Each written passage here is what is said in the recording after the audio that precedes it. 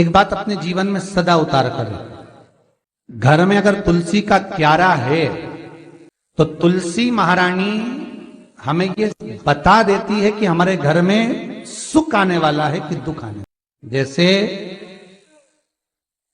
शनि अपना प्रकोप दे रहा है या शनि उतर रहा है, ये किसी से पूछने की जरूरत नहीं पड़ती, अपने आप मालूम पड़ जाता।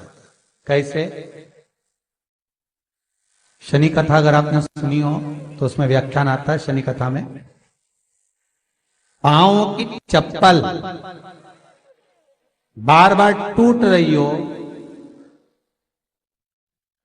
कमर से नीचे जो वस्त्र पहने हो वो फट रहे हो, कहीं पजामा है, धोती है, आदि वस्त्र हैं, कपड़े हैं, वो अपने आप फट, आज के जमाने में तो फटे फटाए पहनते हैं लोग, फैशन।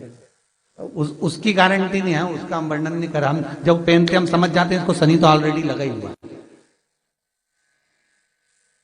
जब उनका घुटना घुटनी सब फटा हुआ दिखता है तो उसमें लग जाता है कि शनि पहले से लग गया बापड़ा, उनके पहने से तो मालूम पड़े।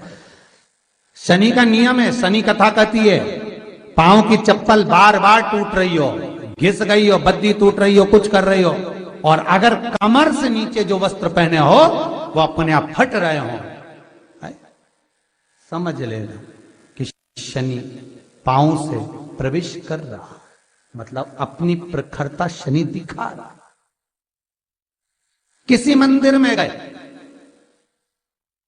महाराज और वहां जाने पर चप्पल चली गई तो समझ लेना शनि की कुदृष्टि अब पड़ना बंद होना चालू हो गया।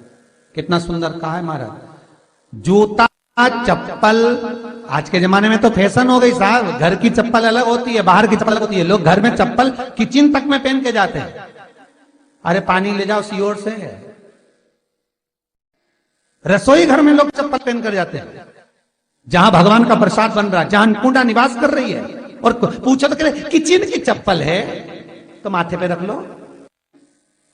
तुम अपनी मां को जरूर देखना है एक बार, वो बूढ़ी मां कितनी बार किचन में चप्पल पहन कर गई, मुझे जरूर फोन कर कर बताना।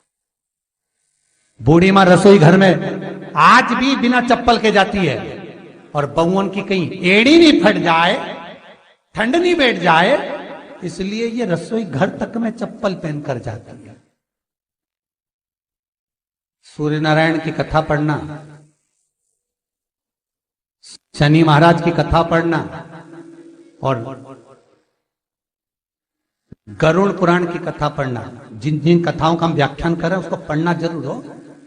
क्या लिखा है?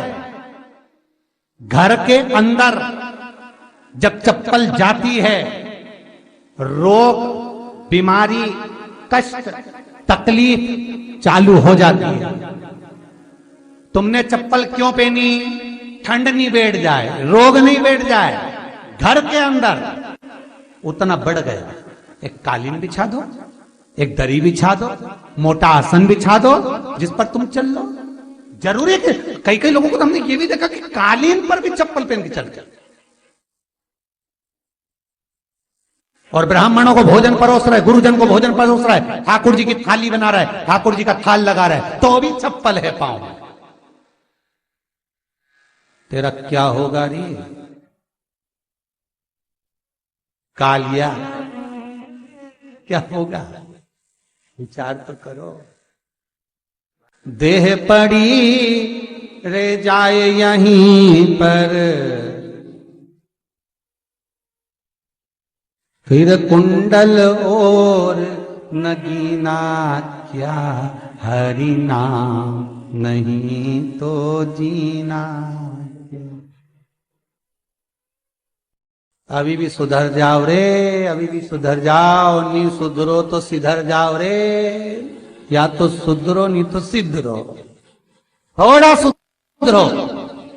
रसोई घर में अन्नपूर्णा रहती है, रसोई घर में शिव महापुराण की कथा कहती है जब भगवान शंकर को मां जगत जननी भोजन करा रही थी, शंकर जी ने वर मांगा था अन्नपूर्णा से, ए अन्नपूर्णे तुम मेरे घर के बच्चों का भरण पोषण कर रही है, इस मृत्यु लोक में जितने मनुष्य जन्म लेते हैं ये मेरे पुत्र कहलाते हैं।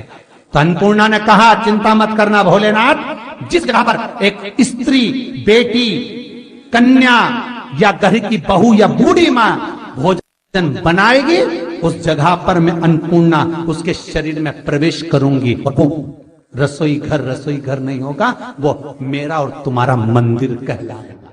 अब मंदिर में चप्पल पहनकर भोजन का निर्माण करना, ये श्रेष्ठता है। एक आसन पटक लो आप रसोई घर के अंदर, जिस आसन पे खड़े होकर आप भोजन बना लो, मोटा सा आसन रख लो, चप्पल की जरूरत ही नहीं। श्रीमद् भागवत कथा कर रही है, तुलसी का मात्र तो शनि अपनी दृष्टि बता देता है।